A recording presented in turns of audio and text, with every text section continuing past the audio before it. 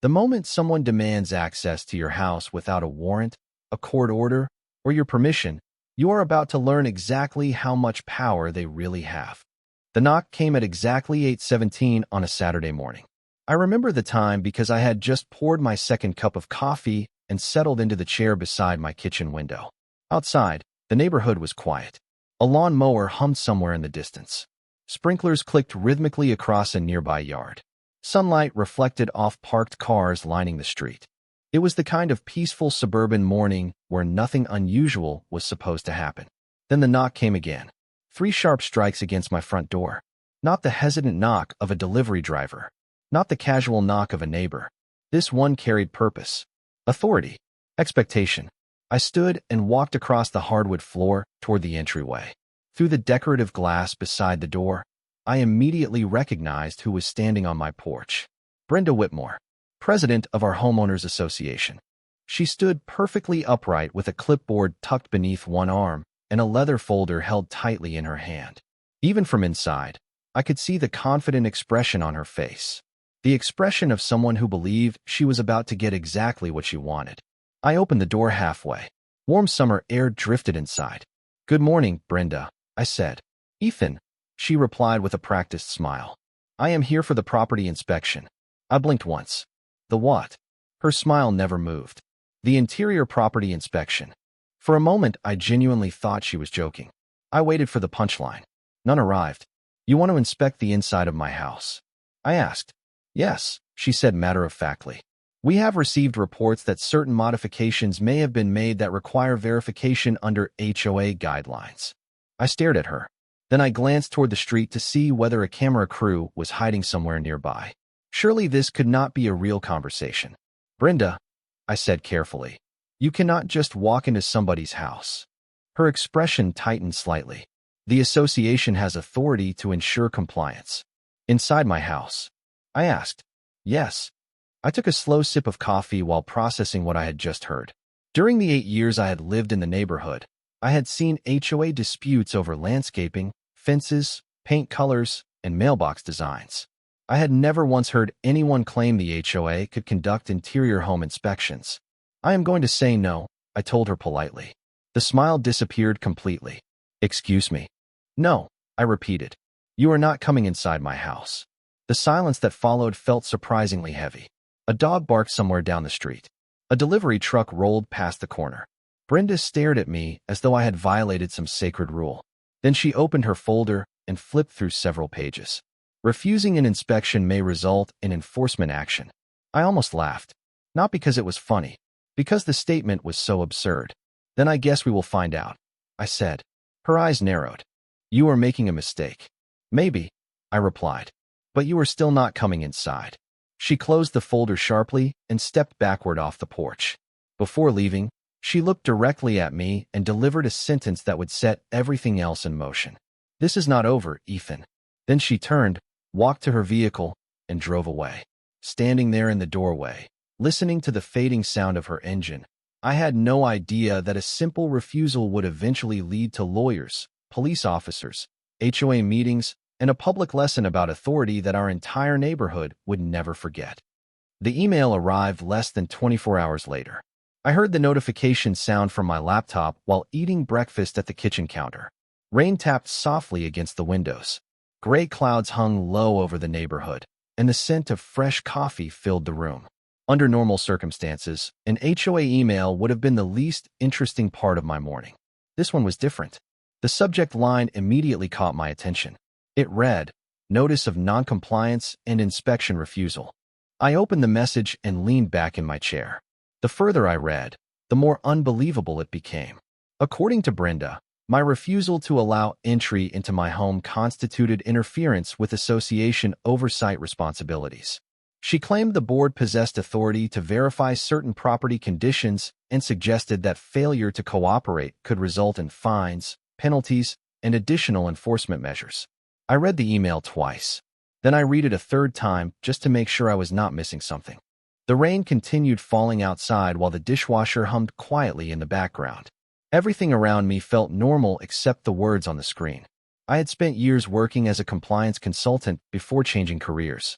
Reading regulations and identifying authority limits had practically been part of my daily routine.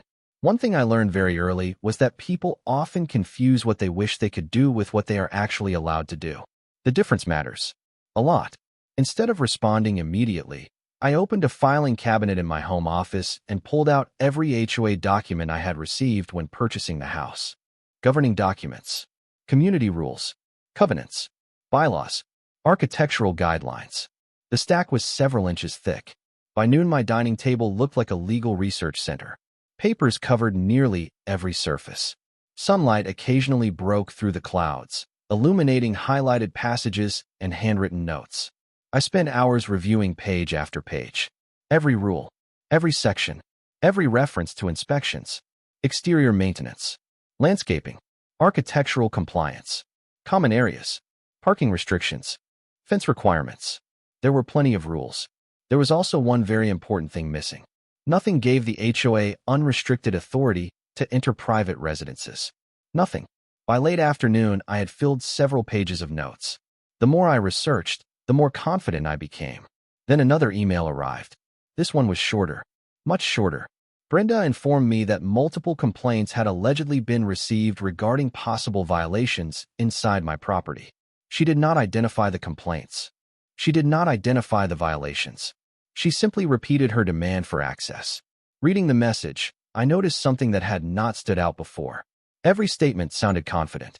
None cited an actual rule. That detail bothered me. People who possess authority usually point directly to it. People who do not possess authority often speak in vague language and hope nobody asks questions.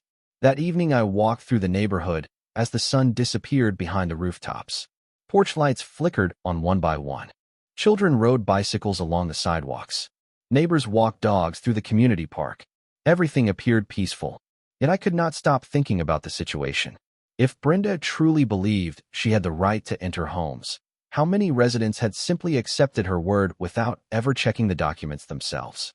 The next morning, I drafted a polite response. I requested the exact section of the governing documents authorizing interior inspections. Nothing more, nothing less. Then I pressed send. Less than an hour later, her reply arrived. I opened the message expecting a rule number, a section reference, or some kind of documentation. Instead, I found a warning. Brenda did not provide a single citation. She simply informed me that continued refusal would force the association to pursue further action. Sitting alone in my office, staring at the screen, I had the distinct feeling that this situation was about to become much bigger than either of us originally expected. 3 days passed without another email. At first, I thought Brenda might have finally realized her position made no sense. Maybe someone on the board had pointed out the obvious problem. Maybe an attorney had quietly explained the difference between HOA authority and private property rights. Maybe common sense had finally entered the conversation. Then Thursday afternoon arrived. I was sitting in my home office reviewing project proposals when my phone vibrated on the desk. The notification came from the community message board. Normally, I ignored those updates. Most involved landscaping reminders, pool schedules, or announcements about neighborhood events. This one immediately caught my attention. Someone had posted a message asking whether the HOA truly had the right to inspect the interior of residents' homes. Within minutes, comments began appearing beneath it. Some homeowners sounded confused. Others sounded concerned. A few insisted the association must have that authority or Brenda would not be demanding it. Reading through the discussion felt like watching a rumor spread in real time. The most interesting part was that nobody could identify an actual rule. Everyone had opinions. Nobody had documentation. By evening, the conversation had become the primary topic throughout the neighborhood. I could hear groups of residents discussing it while walking their dogs past my house. Porch lights illuminated driveways while neighbors gathered in small circles near mailboxes and sidewalks.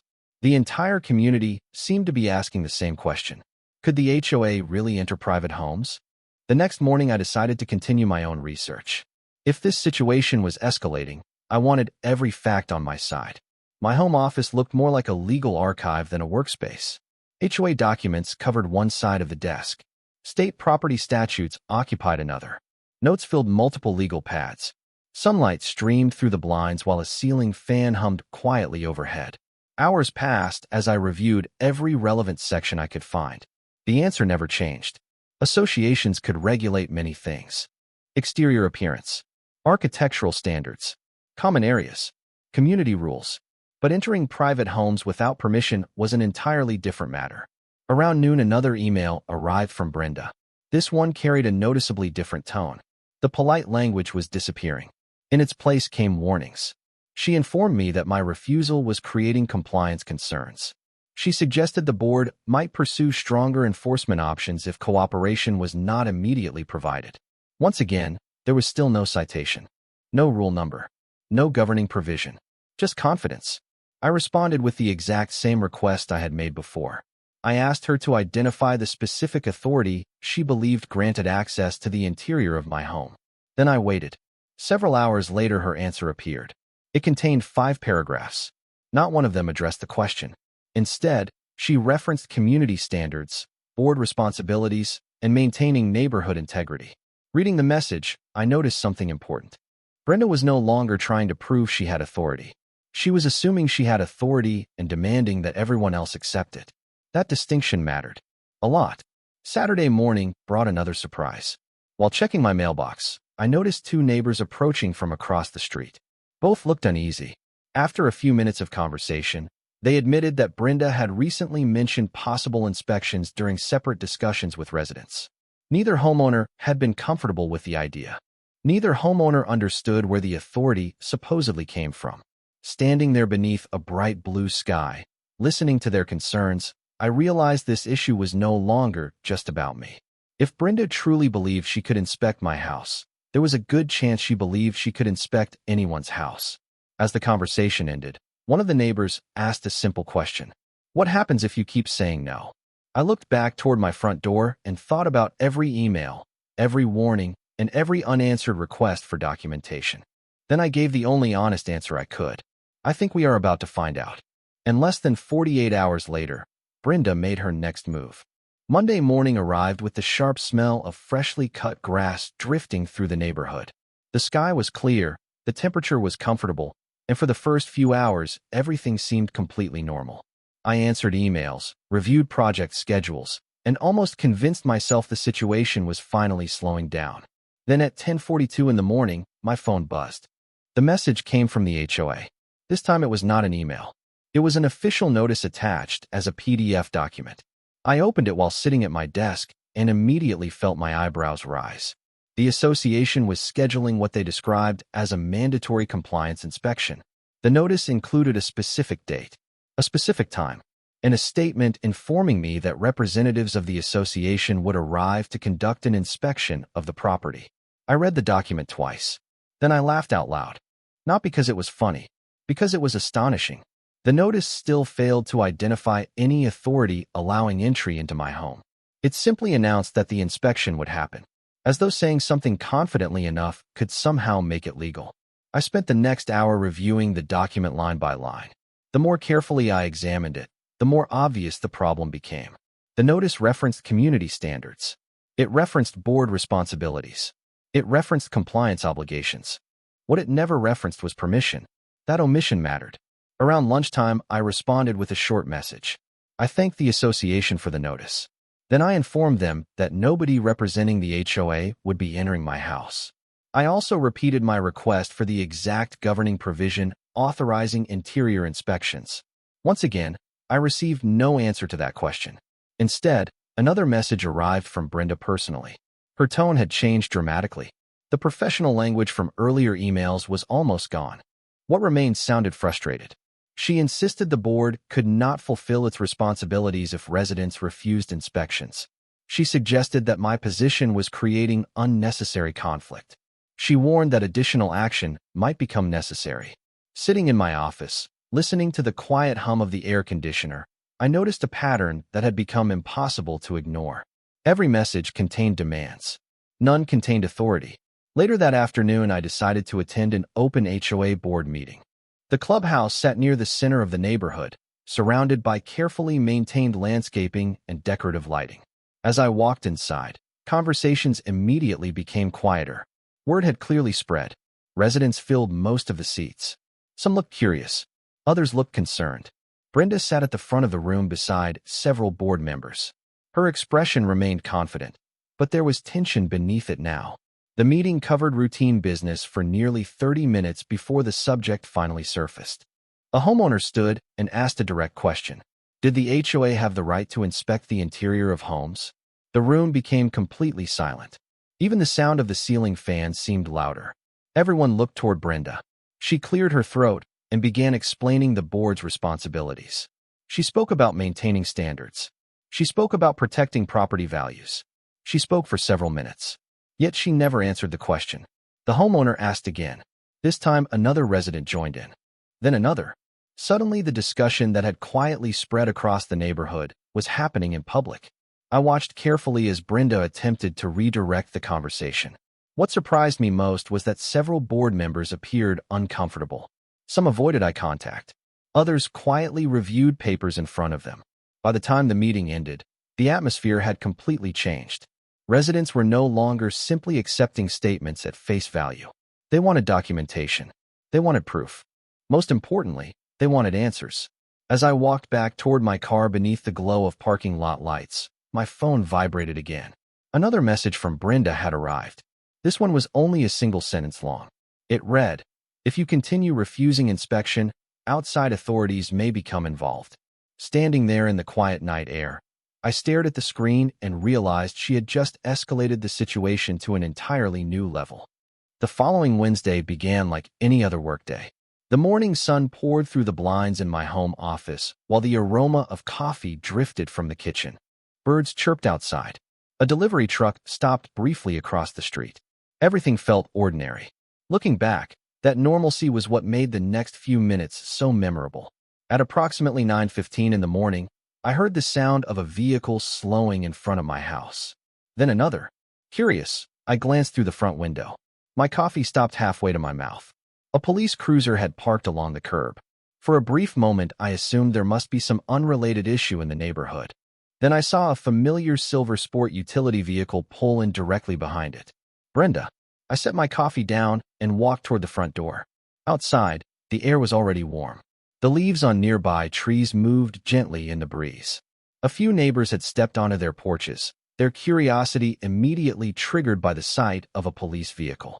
By the time I opened the door, Brenda was already standing near the sidewalk speaking with the officer. Her posture radiated confidence. The same confidence she had displayed from the very beginning. The confidence of someone absolutely convinced that authority was about to solve her problem. The officer approached my front walkway while Brenda remained several feet behind him. He looked professional, calm, and slightly confused. That last detail caught my attention immediately. "Good morning, sir," he said politely. "Are you Ethan Walker?" "Yes," I replied. "I am." He nodded. "We received a call requesting assistance regarding an access dispute." Access dispute. Not a crime. Not an emergency. Not a public safety concern. An access dispute. I could already see where this conversation was heading. The officer continued speaking in a measured tone. The caller indicated there is a disagreement regarding entry into the residence. I glanced briefly toward Brenda. She crossed her arms and watched us from the sidewalk. "That is accurate," I said. "The Homeowners Association president wants to enter my house." I declined. The officer paused. Then he looked toward Brenda. Then back at me. Even before he asked his next question, I could see the confusion growing on his face. "Does she have your permission to enter?" he asked. "No." "Does she have any court order?" "No." "Any warrant?" "No." The silence that followed lasted only a few seconds, but it felt much longer. Somewhere nearby, a lawnmower started. A dog barked behind a fence.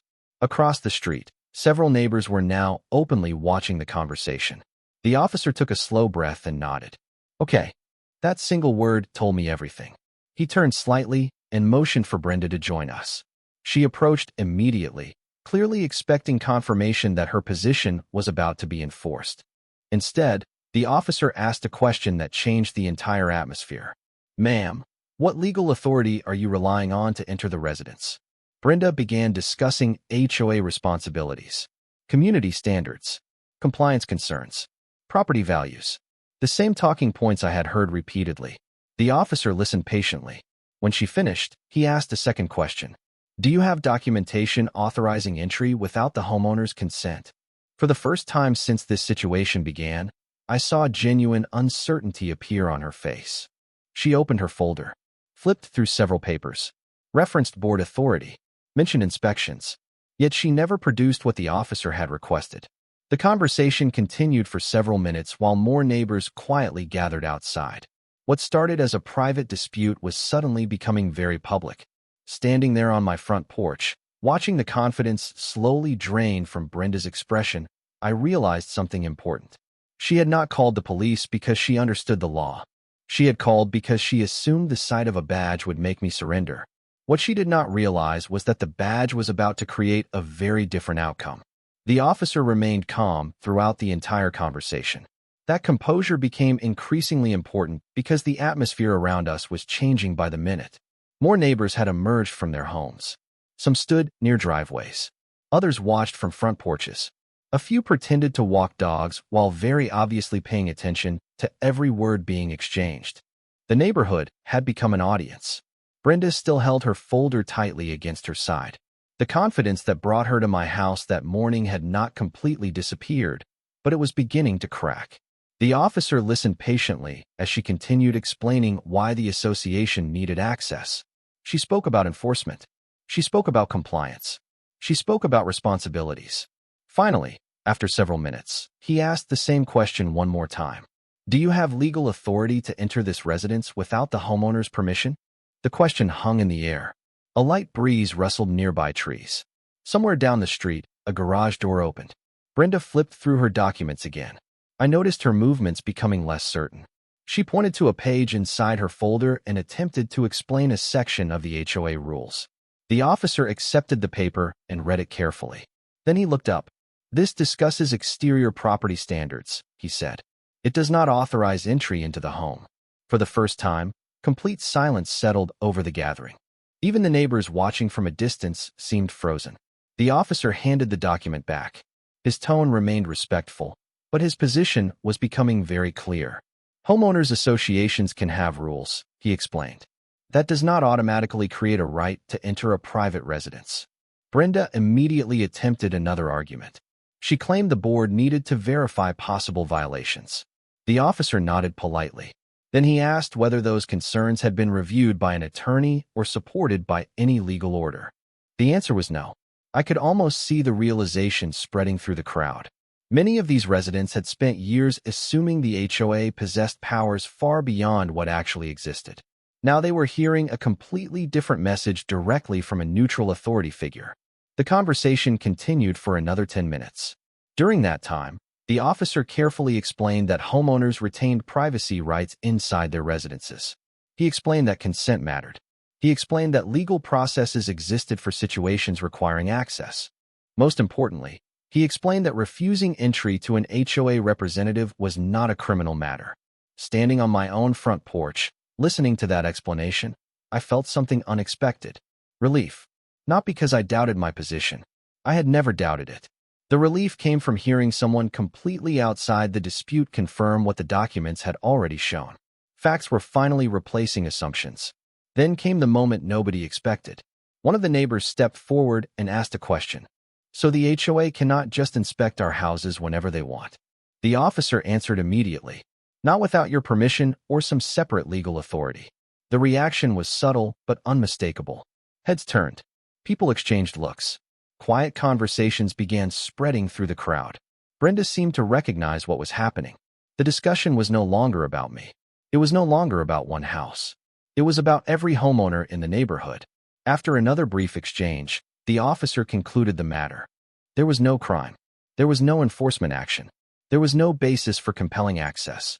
He thanked both of us for our cooperation and returned to his cruiser. As the engine started and the vehicle slowly pulled away, the entire balance of the situation shifted. Brenda stood silently beside the sidewalk, holding the same folder she had arrived with. The difference was that everyone now understood something she had spent weeks trying to avoid. Authority is not created by confidence. Authority is created by rules, laws, and documentation. And on that morning, in front of half the neighborhood, the difference became impossible to ignore. The story should have ended right there. At least that was what I expected. The police officer had clarified the situation. The neighborhood had witnessed the conversation. The documents still said exactly what they had always said. Logic suggested everyone would move on. Logic turned out to be overly optimistic. Over the next several days, the incident became the primary topic of discussion throughout the community. Every morning I saw neighbors talking near mailboxes.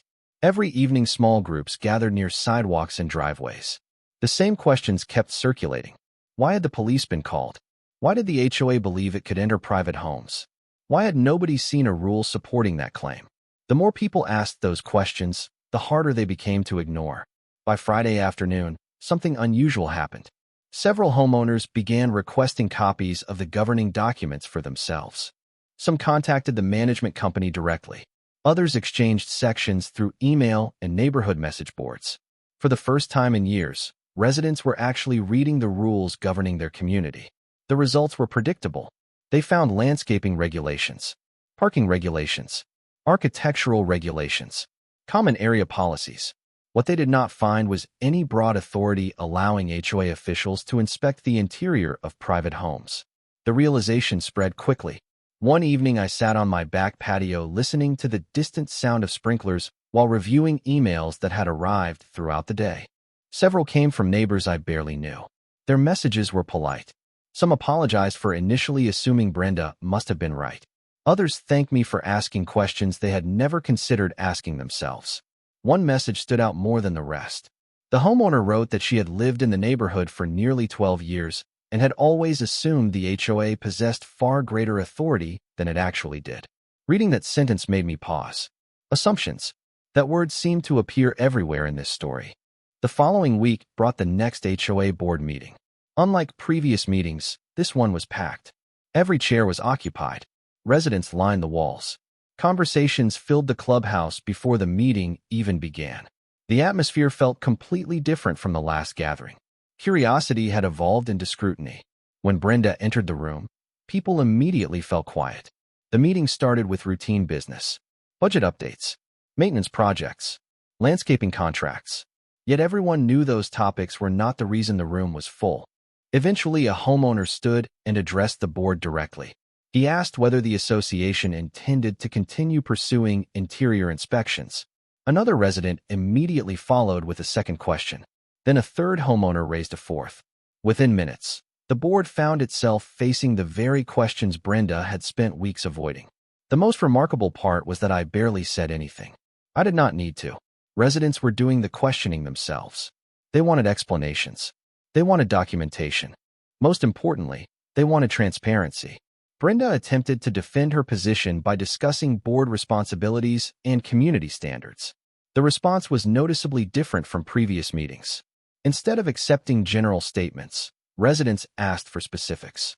Rule numbers, governing provisions, actual authority. The room remained respectful, but the shift was undeniable. People were no longer impressed by confidence alone. They wanted evidence. By the time the meeting ended, the balance of power had changed. Not because anyone shouted, not because anyone forced it. The change happened because information had replaced assumptions. Walking back to my car beneath the glow of parking lot lights, I realized the dispute had grown beyond a disagreement between me and Brenda. The neighborhood itself was beginning to understand something important.